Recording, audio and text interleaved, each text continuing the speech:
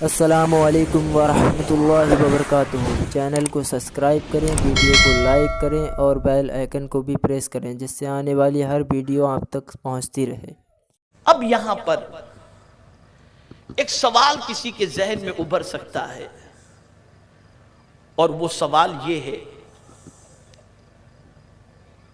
کہ جب حضرت آپ یہ کہتے ہیں کہ نماز میں کامیابی ہے، آپ یہ کہتے ہیں کہ نماز بے حیائی اور بری باتوں سے روکتی ہے، تو بہت سارے چیٹر ہم نے دیکھے ہیں، خائن ہم نے دیکھے ہیں جو نماز بھی پڑھتے ہیں اور گناہ بھی کرتے ہیں، بدکاری بھی کرتے ہیں، چیٹنگ بھی کرتے ہیں، یہ سب کچھ کرتے ہیں، تو ایسا کیوں؟ سوال اٹھتا ہے۔ تو میں آپ سے عرض کروں گا اس میں نماز کا قصور نہیں ہے، کچھ ملاوٹ ہو گئی ہوگی، اور ملاوٹ ہونے سے تاثیر ختم ہو جاتی ہے۔ اس کو میں سمجھاتا ہوں۔ اعلیٰ حضرت عظیم البرکت امام عشق و محبت فرماتے ہیں، پتنگ کا وہ دھاگا جو آدمی لٹتا ہے، پتنگ کٹتی ہے نا، تو پھر کٹنے کے بعد لوگ دھاگا لوٹ لیتے ہیں، تو اعلیٰ حضرت فرماتے ہیں لٹے ہوئے دھاگے سے اگر کسی نے کپڑا سلا اور پھر وہ کپڑا پہن کر کے نماز پڑھا تو وہ نماز مکروہ تحریم نہیں ہے، اس لیے کہ اس لٹے ہوئے دھاگے کی وجہ سے نماز کا وہ اثر اس کی زندگی پر نہیں آئے گا۔ اور فرمایا گیا 10 درہم کا کسی نے کپڑا خریدا اور اس میں 1 درہم اگر حرام کا ہے، اس کے بعد اس کپڑے سے وہ نماز پڑھے، اس کی نماز قبول نہیں ہوگی، نماز قبول نہیں ہوگی۔ حضرت رابعہ رضی اللہ تعالی عنہا نماز پڑھ رہی تھی۔ اب ان لوگوں کی نماز کا کیا کہنا، وہ نماز میں براہ راست اپنے رب سے گفتگو کرتے ہیں، یہ اللہ والوں کا حال ہوتا ہے۔ بسا اوقات تو ایسا ہوتا ہے کہ مطلب وہ جو کہہ رہے ہیں ان کو جواب ملتا ہوتا ہے۔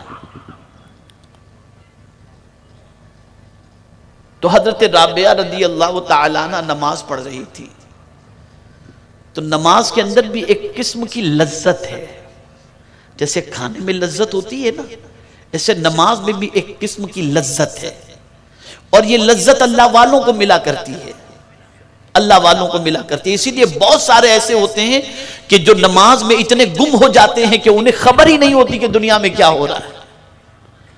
تو حضرت رابعہ رضی اللہ تعالیٰ عنہ نماز پڑھ رہی تھی، تو نماز میں وہ لذت نہیں ملی جو ہمیشہ ملا کرتی تھی، بالکل لذت نہیں ملی، پریشان ہو گئی، یا اللہ معاملہ کیا ہے؟ ہمیشہ کی طرح جو لذت نماز کے اندر ملا کرتی تھی آج نہیں مل رہی۔ کافی غور کرنے کے بعد خیال آیا کہ ذرا یہ جو قمیض میں نے پہنا اس قمیض کو ذرا میں بدل دوں۔ گئی کمرے کے اندر جا کے قمیض بدلی اور دوسرا قمیض پہنی، اور پھر نماز انہوں نے ادا کی، تو اس نماز کے اندر ان کو کافی سکون ملا اور کافی لذت ملی۔ توجہ چاہوں گا، توجہ چاہوں گا۔ حضرت رابعہ رضی اللہ تعالیٰ عنہ اس کے حوالے سے فرماتی ہیں کہ اس قمیض میں ایسی کیا خرابی تھی جس کی وجہ سے نماز کی لذت سے میں محروم ہو گئی۔